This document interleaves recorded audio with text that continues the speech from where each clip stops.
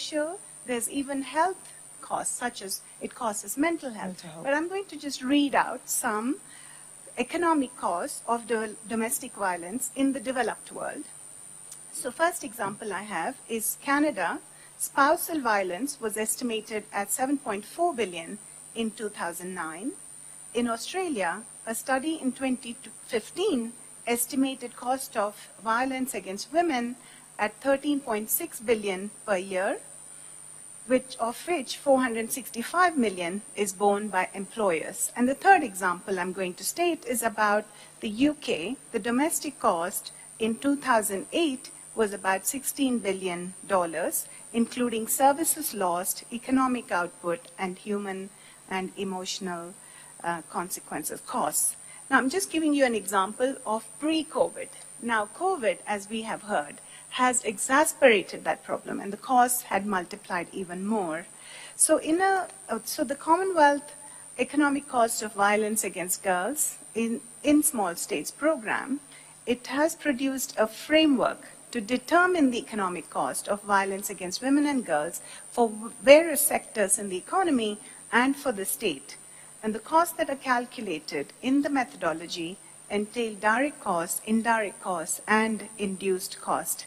It is an analytical framework as a practical tool for policymakers in small states for evidence-based policy, formulation, planning, and decision-making for eliminating violence and achieving SDGs. This methodology was developed by the Commonwealth Secretariat and piloted in 2 countries, 2 small states, Seychelles in 2019 and Lesotho in 2020. In Seychelles, so I'm giving examples of other parts of the world. In Seychelles, the cost of violence to girls was found to be about 3% of GDP on learning time lost in school. The cost to adult women around 2.3% of GDP, cost to the private sector about 2% of GDP, and thus the cost to the whole society is nearly 5% of GDP. In Lesotho, the cost of violence to girls was about 1% of GDP, the cost to adult women about 3% of GDP, and in total, the cost to GDP, 6% of GDP in 2017. And in both cases, it also shows evidence of how it impacts health and education and multiplicity of other aspects. So what the program has done also has provided these tools for addressing this, as well as training people to be able to implement these mechanisms and policies so that when a country chooses to address these issues, they will have a strategic process and a policy formulation to plan programs to address these issues, and we have been training officials and researchers in Seychelles and Lesotho. I'll stop here. Jocelyn, do you want me to go on? Okay, I'll just say one more thing. This is the program in terms of economic costs.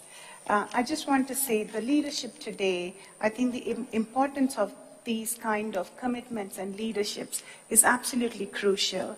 And I also want to highlight the aspect of understanding issues in a multidimensional way.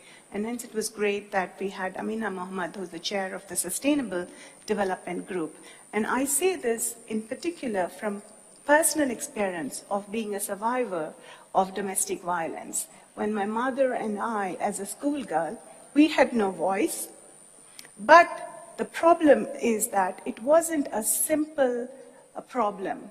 It was a problem because I had a brother who had mental health issues.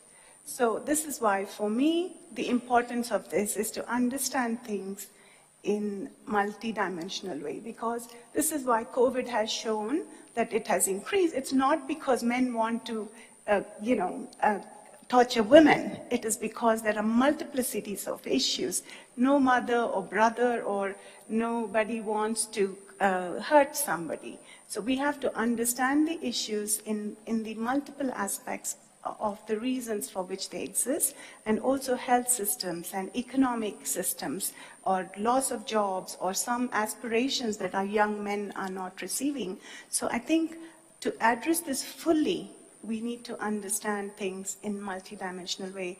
And I really appreciate the men who are in this room, and the leadership by the Sierra Leone's, the First Lady of Sierra Leone mentioned about her husband's leadership. So I want to thank the leadership that has been expressed and the commitment that has been expressed in this room today. And I do hope we progress faster toward elimination of these kind of very difficult issues in the world. Thank you.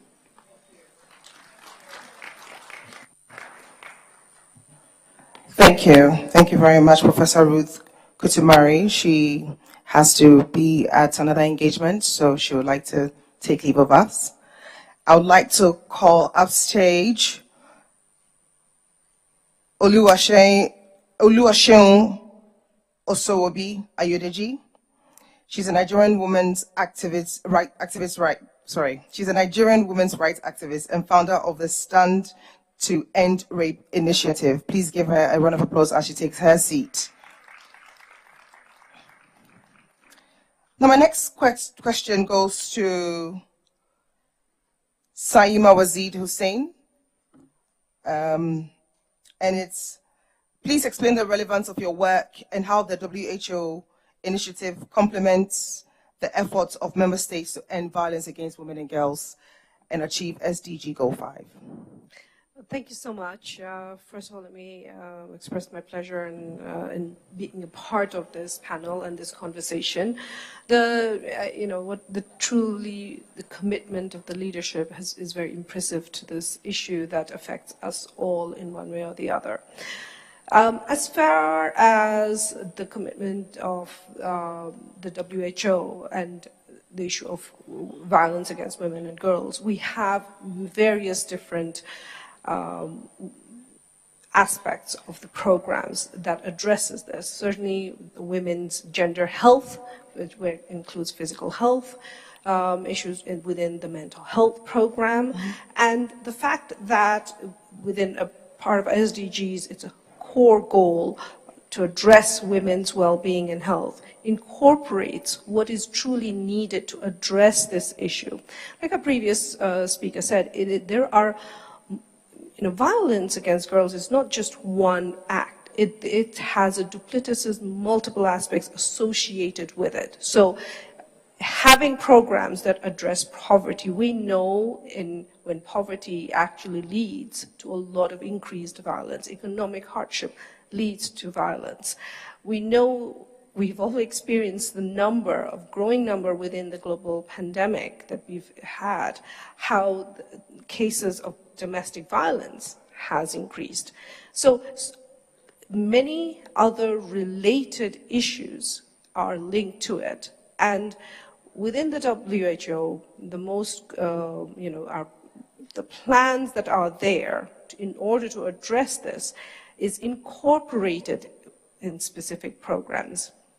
And the hope is really having this framework that is a global action plan framework incorporates information from research, from data, in order to not just address one act. I don't want to minimize the act of violence.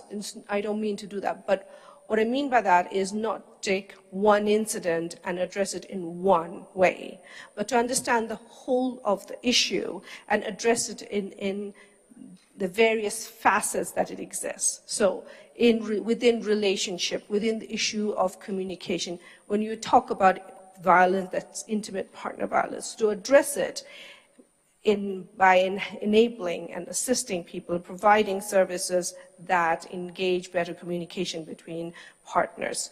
That we know, there is evidence that helping healthier ways of communicating, healthier ways of addressing disputes and differences can reduce potentials for violence.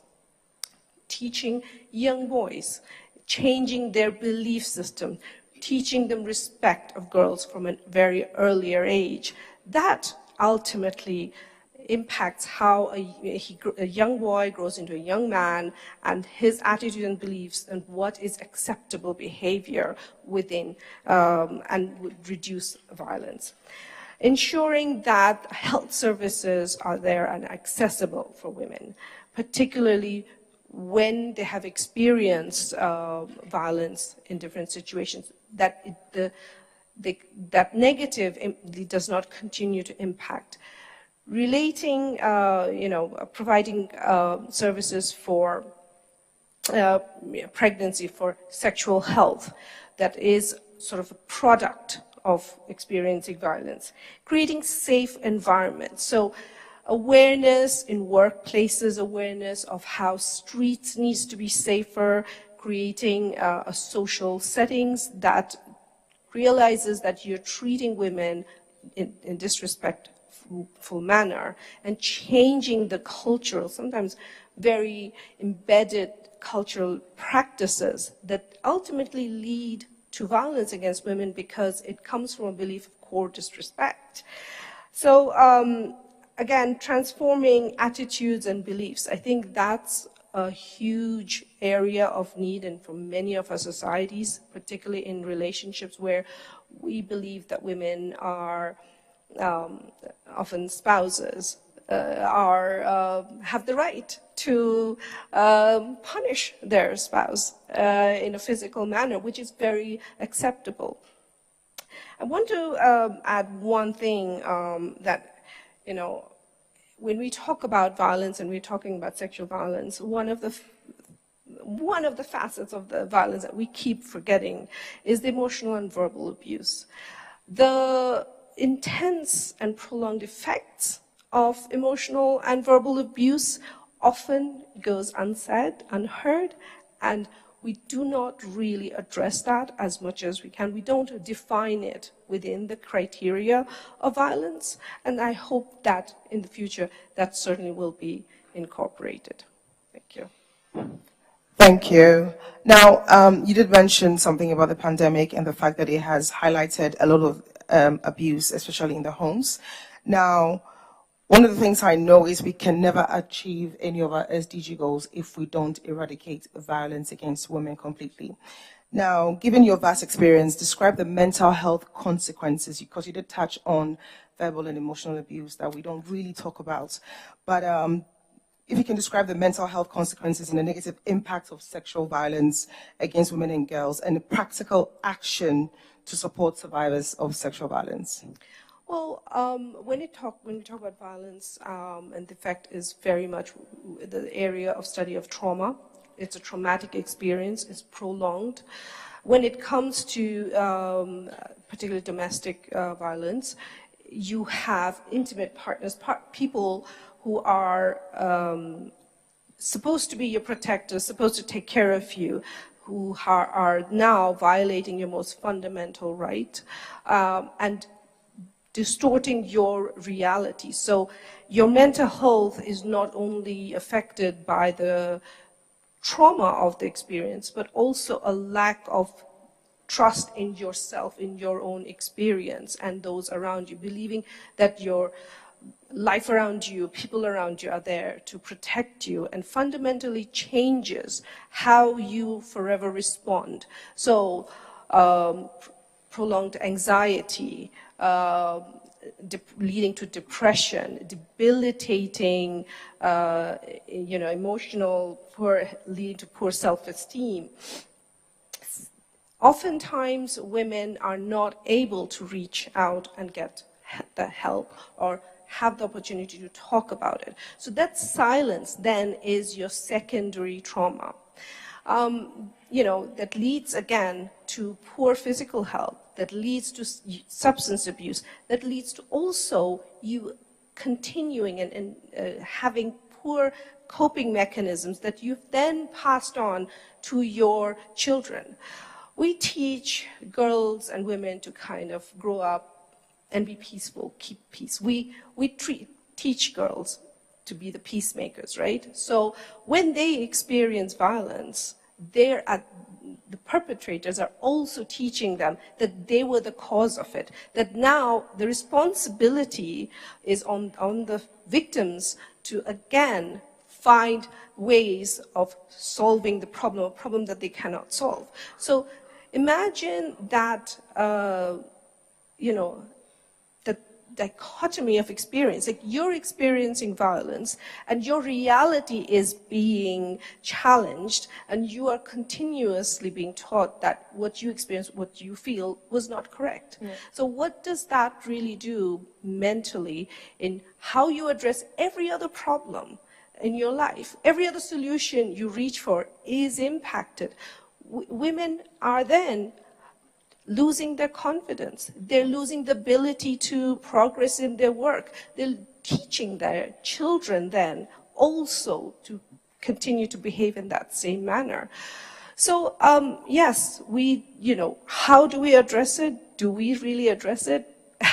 I want to say that yes, these are the beginnings, but at the heart of it are the core belief system, the cultural practices that continue.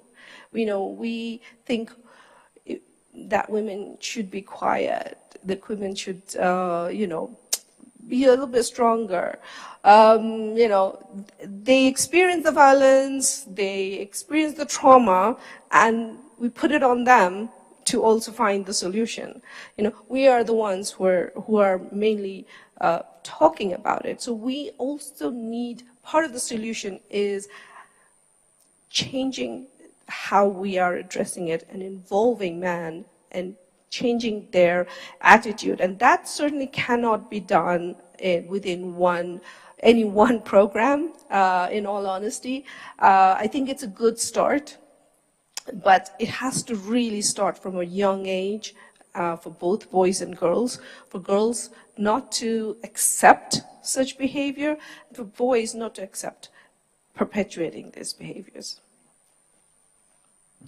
Thank you very much, Saima, for your submission. I'd like to move on to Melissa. Honorable Melanie Jolly, sorry, Melanie. Now, can you tell me what your outfit is doing to help eradicate violence against women? Well, thank you, Jocelyn, for this important question. Great to be on a fantastic panel with all of you. And thank you all for the courageous ones staying in the room. I know that I may be, or we may be between you and your lunch. So thank you so much for being here.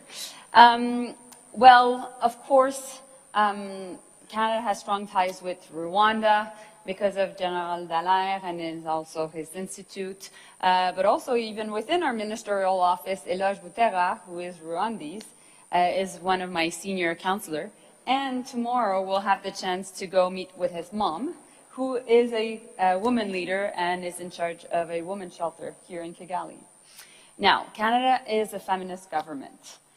We have a gender lens on all our policies, may it be all given legislations, may it be our budget, or, for example, the fact that we came up with a new childcare system in Canada.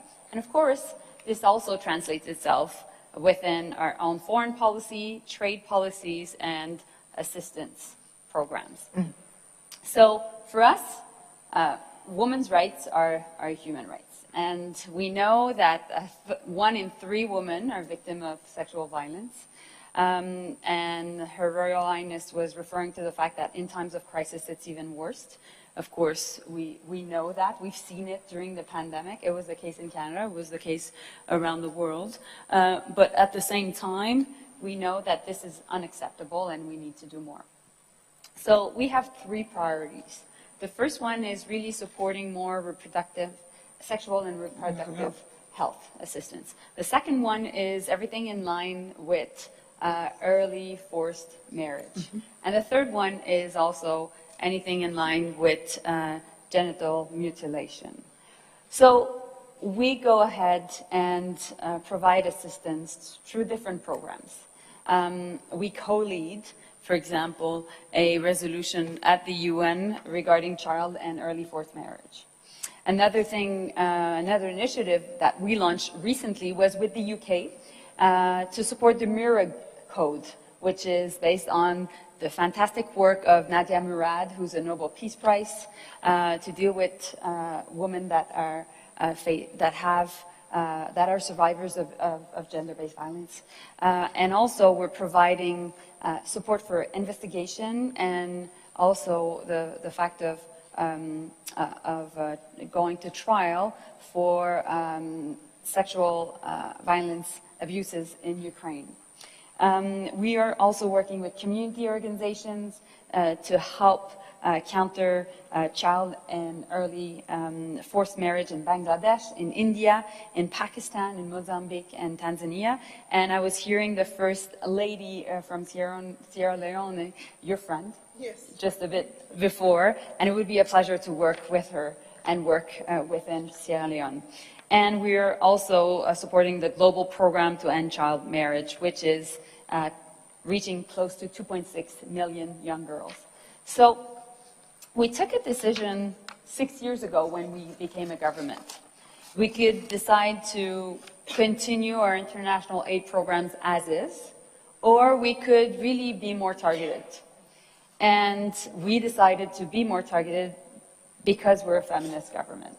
And so our entire approach is based on women and girls assistance. This is why it's a pleasure for me to participate with the great leaders here at this panel to voice this matter, but this is also why we want to do more to bring the question of sexual violence and also women empowerment to the world stage. This is Canada's vision, and of course our goal is to do much more with all of you. Thank you so much. Thank you.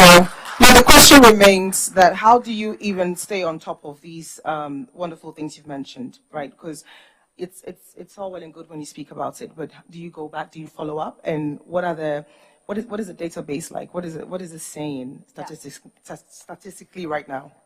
Well, Justin, we don't know each other a lot, but I'm very much of a retail politician. I like people and I like understanding their lives and, you know, their own realities. Mm-hmm. So, of course, we can continue to talk on panels, or we can actually go on the ground and meet women that are facing these issues. So that's what I try to do when I'm traveling around the world. For example, I was in Indonesia 2 months ago, and we offered dignity kits to women that were survivors of gender-based violence. We went also in Vietnam to meet a co-op led by women to make sure that they would have access to opportunities and develop tea plantations in Vietnam. So these are the type of things we're doing, but you know, it's not only words, it's money, it's putting money where our mouth is, and so that's why we've increased massively our assistance. And meanwhile, I'm doing the political work to see how that money is well spent, well invested, and basically be able to show Canadians back home why it is so important for Canada to do this work. Thank you, Melanie. Thank you. The next question is to Professor Prajapati Trivedi. Please provide critical advice and suggestions to assist member states use a guidebook on how best to achieve the implementation of SDG Goal 5. Thank you very much. I'm sure everyone has read that guidebook, and so I don't have to speak about it much. For one or two who may not have read it, here is some advice. But I think reading is probably an essential part of that. But the word that you will find most used in this guidebook, and this is the big difference between this guidebook and anything that I have read, is it's focused on implementation. It's implementation, implementation, implementation.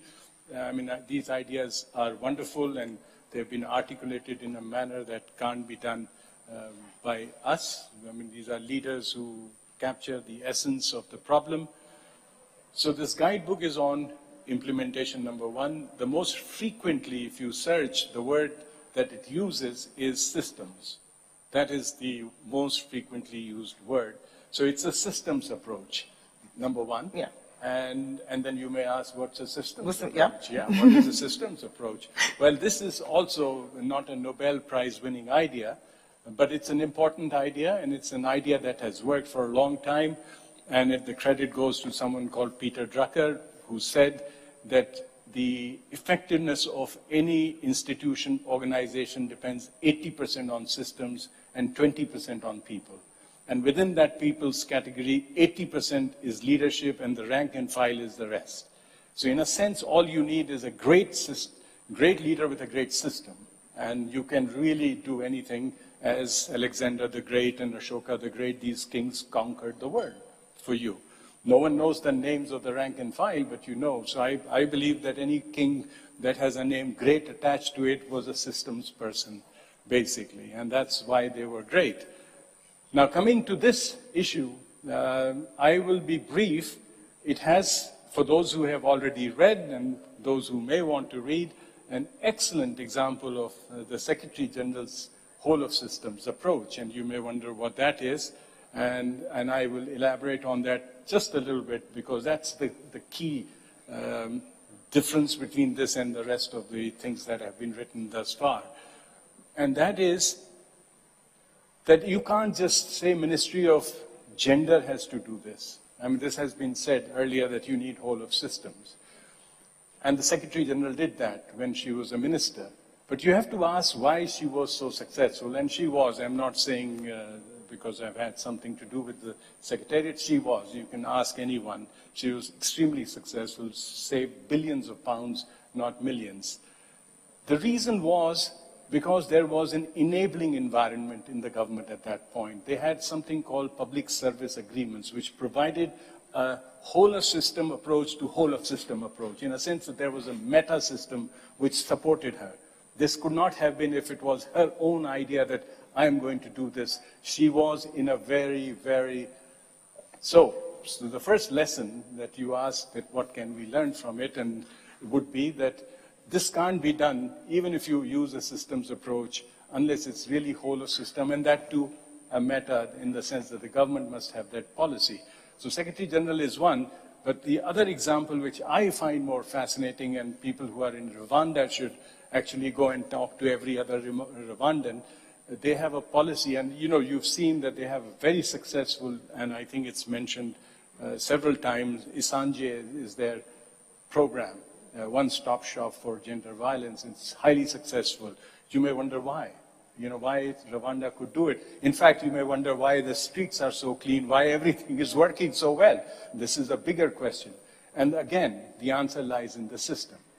And Rwanda has an excellent system which no one knows. It's called IMHIGO. IMHIGO, and this is not a recent one. In fact, I would say Rwanda is where it is, if you look at it, IMHIGO. It is a system where the word IMHIGO is from Kenya, Rwanda language, which means in the traditional structure in Rwanda, the chiefs used to go to a bigger chief and make a commitment that this is what I'm going to do. So IMHIGO is really literally a commitment for something or results. So IMHIGO is the enabling environment which has allowed, and if you look at the IMHIGO of Isanje, you will know why it works, because it's not an isolation. It works in an environment which forces. It's like you want to develop private sector, which is called, using the World Bank language, investment climate. You have to do many things. It's not just one. So you have to have that investment climate, even if the private sector has to make the investment. So I think, again, just to summarize the answer to your question, it would be a systems approach, whole of systems approach, but a meta system in the sense it can't be that I, as a systems builder, go there and do it. There has to be an enabling environment which supports my system as well.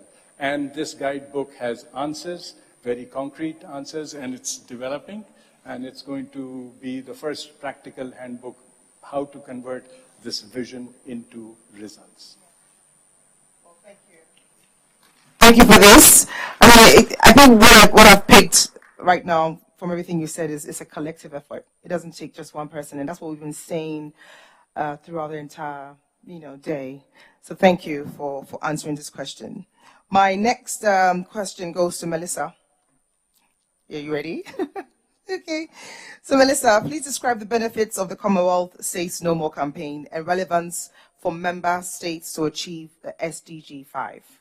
We've heard, thank you, Jocelyn, so much. And we've heard so much today about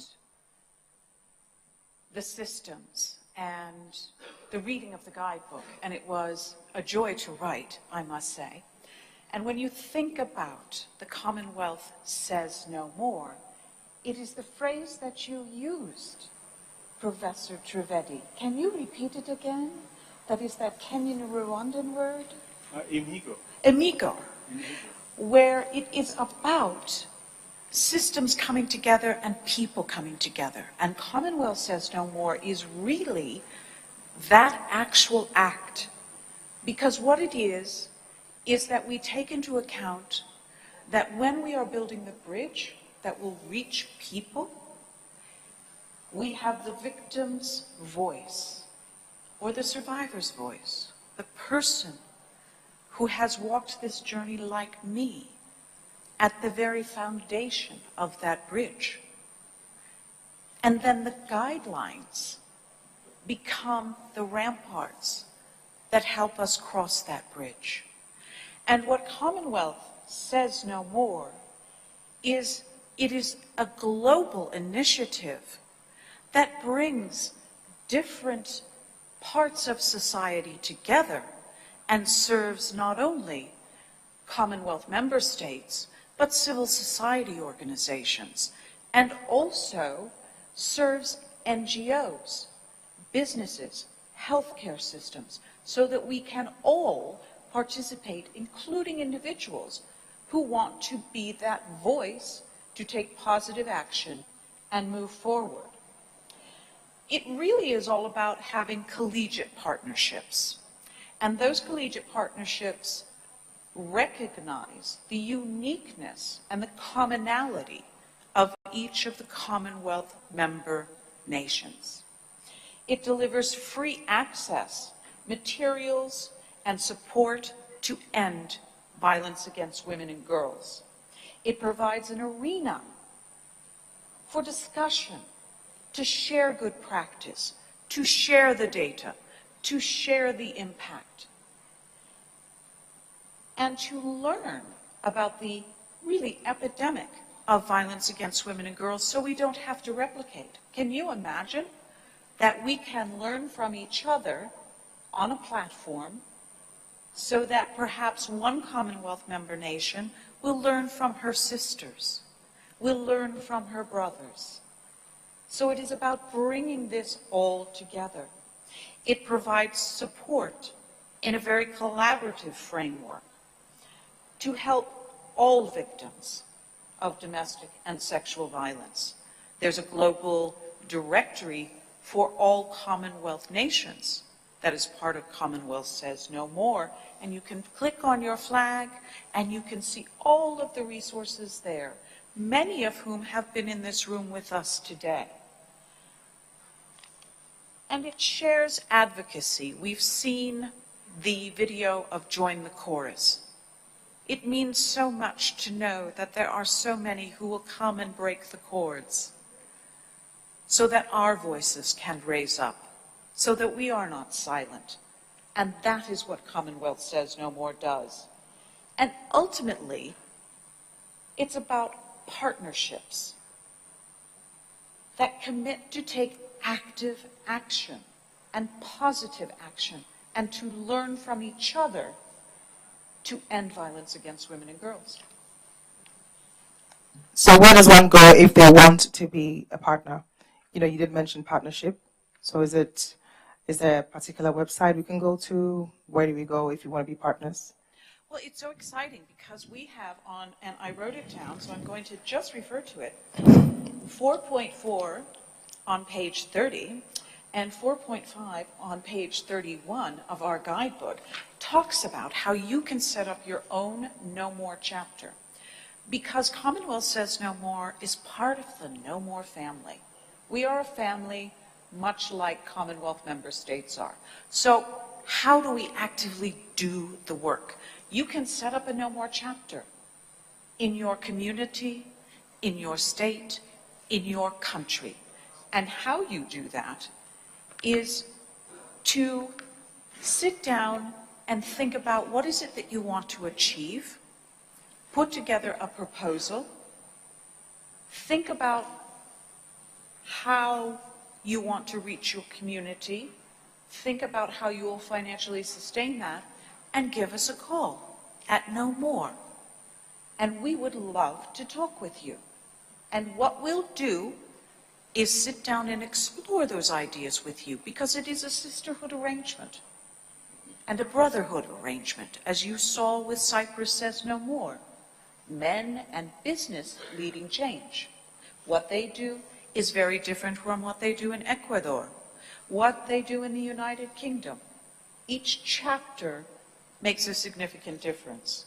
So really, just get in touch with us, have a conversation, we'll talk about an MOU, and we'll take positive action together. We will meet every 45 days, and we will walk with you. And it's so exciting to know that those resources are there. Thank you, Jocelyn.